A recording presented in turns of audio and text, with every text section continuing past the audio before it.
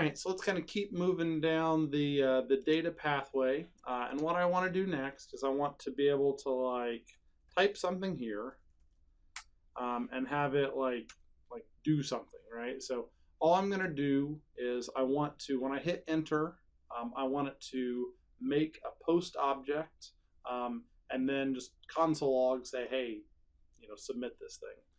So let's go ahead and do a little bit of work on create so that we can create post objects. So let's go into the create post. We'll start with the HTML. And what we've got here is we've got this image and then this input. And what we really want to do is we want to put this into a form. So I'm going to put this guy into a form. So really I just need the input in the form. And there's always a risk when you do things like that that it's going to mess up your flex layout, and we'll deal with it if that happens. And my form, I want it to be flex, so it's going to stretch through the whole width as well. It's going to have everything in here is going to be as a row. So I'm just going to say flex layout. Really doesn't matter if it's a lower column. I just want it to be a flex box as well. And I'm going to add an ng submit onto this guy. And not being very creative with names, I'm just going to call a function called onSubmit. So whenever the form submits. So the nice thing is when you hit enter, you get that form submit for free, which is nice. Now what we will need to do is we'll need to connect this input with some ng model. So I'm going to make my little banana in a box, write ng model in the middle, and I'm going to connect it to some variable. You can make up whatever name you would like, so we can just call it like the post body text, just whatever name you want. Whenever you use the forms module like this, you also have to give the input a name that's used somewhere under the hood. It's somehow important because it requires it, but you don't really need it for anything for you. It's just so that the underlying system works fine. So this post body text, I've said that, hey, I'm binding to it in the TypeScript, but it doesn't exist yet. So I need to go and add the post body text, which is just a string. I also need to add a onSubmit function. So I'll just say onSubmit, and it'll return nothing, so it's a void. And if you remember what I like to do, I like to wrap my onSubmits in try-catch blocks.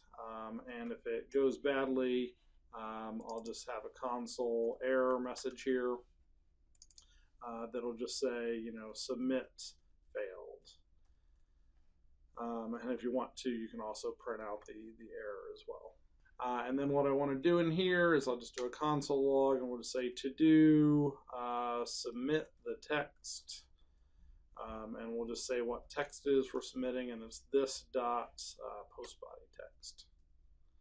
Cool, so assuming everything works, I should get my to-do message there whenever I hit enter.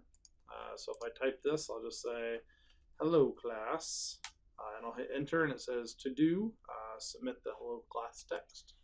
So that's great. The next thing I want to do is I want to clear out the post body text when I'm done. So I'm going to say that equals the empty string.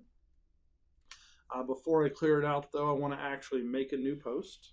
So we'll just say const post is equal to new post.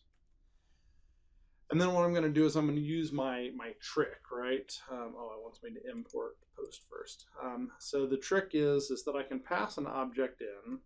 So I can pass an object in that has the fields that I care about. And so if I go look at a post, it's got a body and an author key. So body is pretty easy. So we'll just say body, and that's equal to this dot the post body text. And then the author key is a little bit sneakier. So we've got to somehow get the author key. And the person that's going to help us out is the auth service. And so that's going to be like the current user's UID, right? And that is a field which does not exist yet. So I want to be able to get the current user's UID. I suppose I could add the word user as well since I keep saying it. So the current user's UID. And you could add an S in there if you want as well. Now this one, we've kind of been like stream. This one is a lot easier if you just make it a variable. because nobody's gonna get this far unless they're signed in.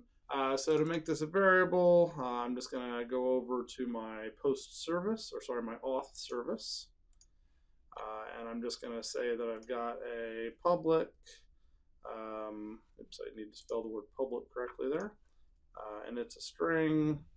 And this one I really am gonna just say this dot current user UID equals user dot UID.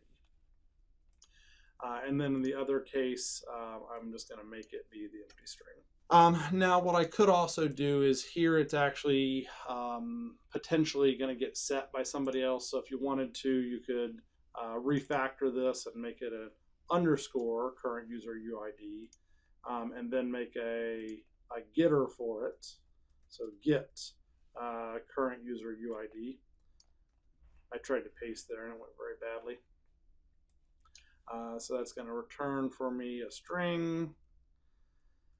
But to be honest, things like this are a little, I don't know, a little too worried about life, right? Because nobody's going to change it on you. Let's get realistic. Cool. So there I've saved it off in a nice private way, and I've got a public getter for it. And here I've made my post. Let's go ahead and print that out, and then we'll call this video good enough, right? So we'll just say post. So now we'll say to do submit the post of this guy. So let's go see if this is working. So I say hello class, and it says to do submit the post, and you can see that my post has an author key, and then it's also got a body. So I think that that looks good enough for now. And this is my submit, or step one of submitting a post. And I can see what I did in here. I got the form ready. I got my on submit ready, and I got a way to get the current UID. So cool. So we'll actually do the Firebase side of it next time, but I think we're making good progress. All right. See you next time. Bye.